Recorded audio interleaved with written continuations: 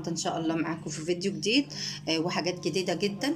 اتمنى ان شاء الله انكم تجربوا الفيديو وتشوفوا الحاجات اللي احنا عملناها النهارده مع بعض. طبعا عملنا لحمه في شوربه زي ما انتم شايفين كده اهي، بتكون معانا بالشكل ده. وكمان عملنا لسان العصفور اهو في شوربه. شوربه لسان العصفور صحيه جدا وجميله طبعا في جو الشتاء اللي احنا فيه ده. وكمان عملت رز على لسان العصفور اهو زي ما انتم شايفين، حاجة جديدة كده. يعني بدل الشعرية حطيت لسان العصفور. تابعوا الفيديو معايا وشوفوا عملنا الحاجات الحلوة دي ازاي. وبكيس لسان العصفور واحد عملت رز بشعرية، رز بلسان العصفور، وكمان عملت لسان العصفور لوحده. يلا بينا ندخل في الفيديو، ولو الفيديو عجبكم طبعا ما تنسونيش منها اللايك.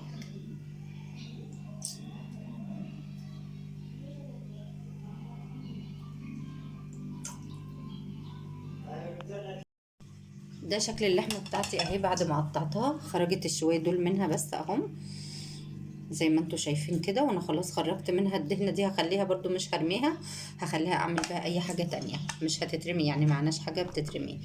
خلاص كده بعد ما خلصت بقى تقطيع اللحمه وعصرت بقى الطماطميه دي. احنا مش بنحتاج طماطم كتير، يعني شايفين شويه صغيرين قوي. مش هحتاجهم كمان كلهم. يلا بينا بقى نروح على النار نشوف هنعمل ايه.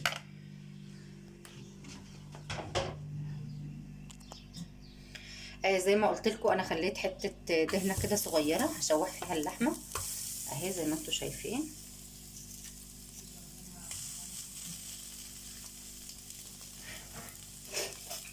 لو حد بيعملها بقى بالطريقه بتاعتي دي زي كده يعني يقول لي. في ناس بقى بتعملها بطريقه تانية، كل واحد زي ما يحب يعني.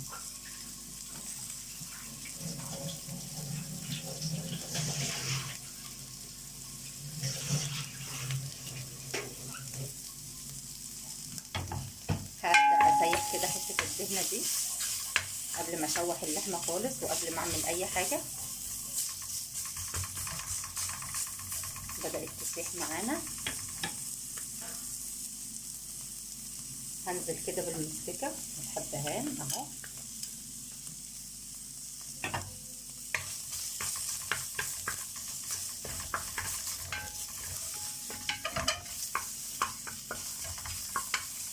كده هبدا انزل باللحمه بعد ما غسلتها كويس قوي ونشفتها.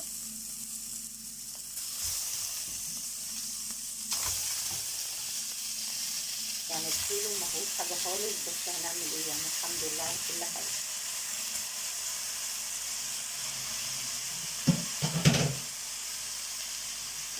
هبدا اشوح فيها كده زي ما انتم شايفين بالحبهان كده وبالمسكه. تبدا يعني يتغير لونها كده معانا، تاخد التشويحه المظبوطه.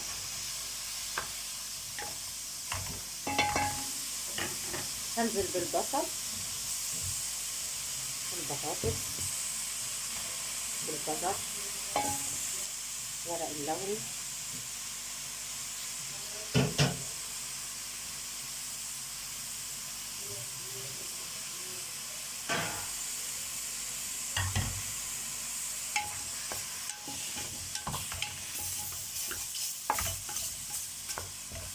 شايفين لونها زي ما انتم شايفين كده. هبدا اشوحها لحد ما اخليها تتحمر خالص معايا في التشويحه كده. لونها بدا يتغير معايا اهو.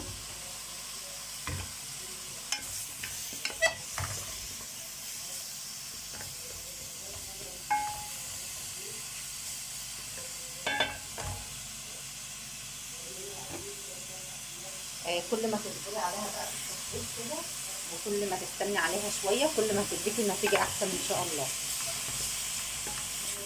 في ناس تانية بتعمل بقى الشوربه الاول وبعد كده بتحط فيها اللحمه بعد برضو ما تشوحها في مكان تاني. بس انا دي طريقتي، اتمنى تجربوها ان شاء الله.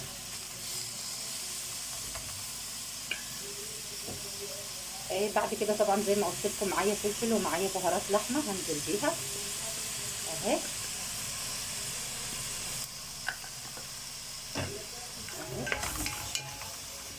بسم الله ما شاء الله، خدت تشويحه زي الفل.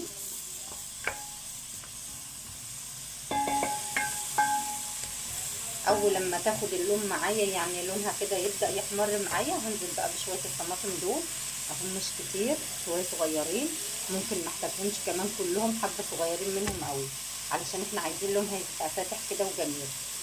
هخلص بقى واسيبها تتشوح شويه كده عشان ما اخدش من وقتكم، وبعد كده هزودها بقى ونعمل احلى شوربه النهارده ان شاء الله.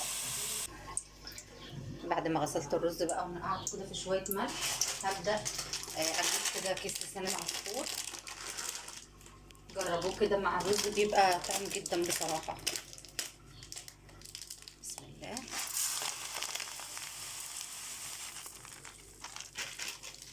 يبقى طعمه جميل جدا، احلى من الشعريه 100 مره. جربوا كده تعملوا لسان العصفور مع الرز بيبقى حلو جدا، او بيتعمل كده لوحده في شوربه بيبقى حلو قوي.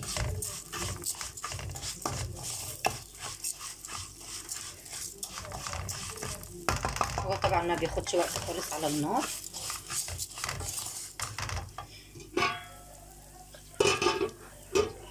والشوربه بتاعتنا طبعا بتغلي اهي، واللحمه طابت. فانا قلت كده كيس لسان العصفور بسرعه كده نحمره مع بعض، ونجرب بقى الطريقه الجديده الحلوه دي.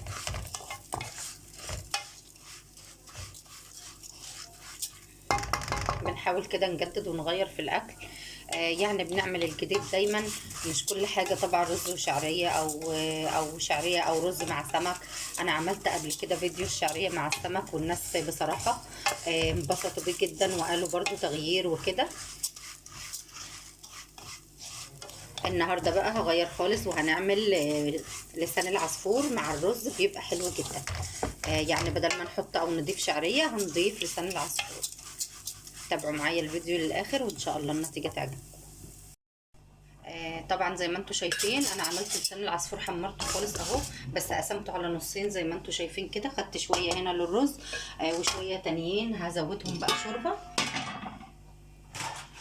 نبقى عملنا كده الحاجتين. بسم الله الرحمن الرحيم.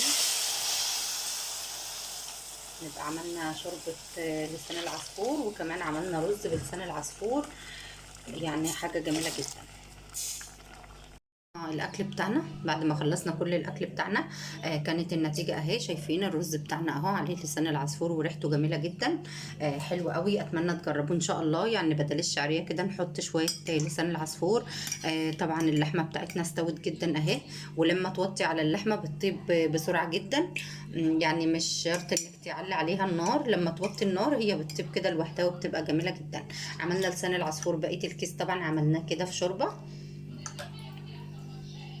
زي ما انتم شايفين كده، مخلل اللفت الجميل بتاعنا. اتمنى ان شاء الله ان الفيديو يعجبكم، واتمنى من كل مش مشترك عندي في القناه يا ريت يشترك، ولو عجبكم الفيديو ما تنسونيش من اللايك والاشتراك في القناه، واسيبكم في امان الله.